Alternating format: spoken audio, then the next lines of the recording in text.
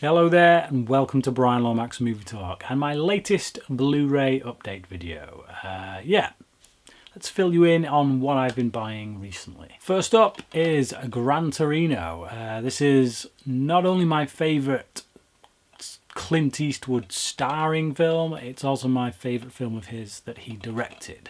Really great movie. Great central performance by Clint Eastwood and a really beautiful kind of relationship that develops between him and these young kids that he kind of reluctantly befriends throughout the film. Great film, as I say. Next up is Warhorse, the Steven Spielberg film. This is a film that my dad seems to just watch on repeat at the moment. It's a good film. I think it's quite episodic. I think that can sometimes make films suffer because you kind of get tied into one character's journey and then all of a sudden they go and it moves on to someone else. But I think each of the characters we meet in this are quite engaging. So yeah, that's the best way to make a film like this. Is to keep you engaged. So I mean, any film really, but much harder to do, I think, when you keep jumping from one character to another. Spielberg does it very well. I don't think this film gets quite enough praise in the pantheon of Spielberg movies, but it's definitely up there. Next up is Battle Los Angeles. Found this in a charity shop for about £1. Gotta say, I like this movie. I know a lot of people give it quite a bit of flack. I think there's fair bit of American gung-ho kind of hoo-ha mentality in there, but it didn't put me off. You know, I liked it. I think it's from start to finish, it's a pretty decent action movie. You get some quite good scenes in here. I actually preferred this to District 9. I know I'm probably going to get shot down for that, but I think it has a better structure than District 9. I think the characters feel more believable to me and I felt more invested, if I'm being perfectly honest. And everyone rants and raves about District 9 as if it's the best thing since sliced bread. And I don't think it's even Neil Blomkamp's best film. So, yeah, don't know how I got onto that. We're talking about Battle Los Angeles. Either way, I think it's a pretty solid action sci-fi film. Speaking of action sci-fi films, I bought Pacific Rim 3D version, but once again, charity shop purchase. I think this was only like £1.50, something like that. So yeah, can't go wrong. I don't think it's Guillermo del Toro's best film by a long shot, but it is a lot of fun. You know, it's certainly better than Transformers. Next is Logan. This is in my top 3 movies of the year so far. I think it's one of the best comic book movies we've had, period. And I think it's X-Men 2 may still be my favourite X-Men film. I don't know. Time will tell. But yeah, between X-Men 2 and this, you're looking at pretty strong movies. Next up is Django Unchained.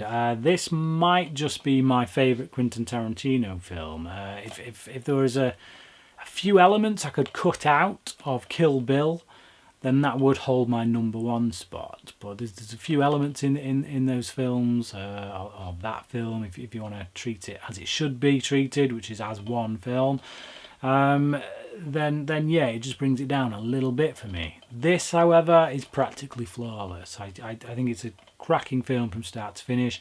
Brilliant performance from Leonardo DiCaprio and Christoph Waltz, I must say.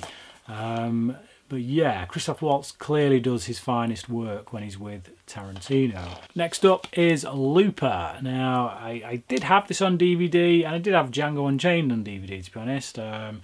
In fact, a lot of these I had on DVD, but I've just been upgrading. And I have been doing quite a few car boot sales recently, trying to get rid of all my DVDs. I figured, you know what, I'll stick to Blu-rays. But yeah, this is a cracking science fiction film. So this is from director Rian Johnson, who is obviously doing Episode 8, Star Wars Episode 8. Really looking forward to seeing what he brings to that film, because this was cracking. Probably still his best film. Oh no, I don't know, Brick's in contention. He's a very good director, must be said. But yeah, Looper, it's Bruce Willis caring You know, this is like 12 Monkeys Bruce Willis. This is Die Hard Bruce Willis.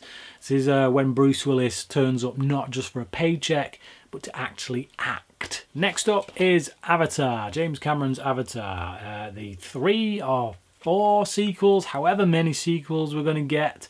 I'm looking forward to them. I must say, I know a lot of people diss this film. It's kind of become fashionable, I think, to hate on Avatar. I think it's a damn good film.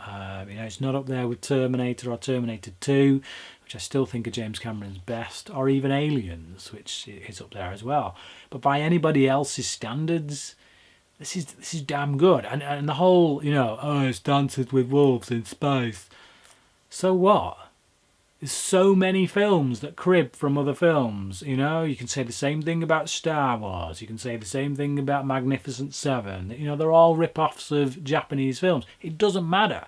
What matters is it a good film? All stories feed into others. You can trace nearly every story back to either the Bible or Shakespeare.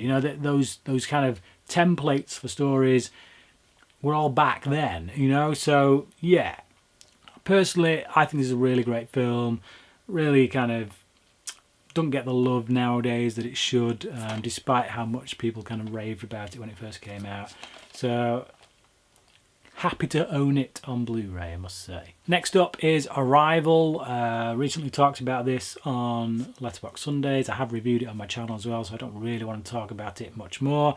I don't want to keep repeating myself. But it's just, it's a cracking film. Amy Adams is great. A few things in the narrative don't quite work, but I don't care because I like the story of the central character. Finally, we've got Out of the Furnace. So this is by Scott Cooper. I can never seem to remember his name for some reason.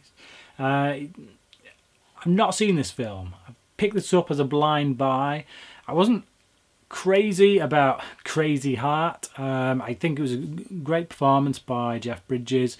But it felt like there's too many songs, not enough story going on, not enough, I think there could have been more.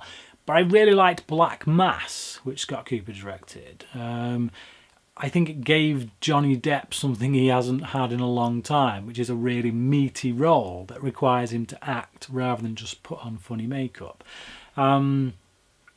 Although he did put a fair bit of makeup on in that film. But it was a performance. It was a genuine performance there from him. So I liked it. So based on the strength of Black Mass, I picked this up because it was really cheap. I think I got this in CEX for about... It certainly wasn't any more than £1, I can tell you that much. I think it may have been 75p, which is bizarre. Yeah. I think it was £1. I think it was £1. For £1, you can't go wrong, can you? Much less than the price of a rental. So I look forward to seeing that one. But yeah, there you go. That is what I've picked up recently. Please comment below and let me know what you think about any of these films. And until next time, cracking.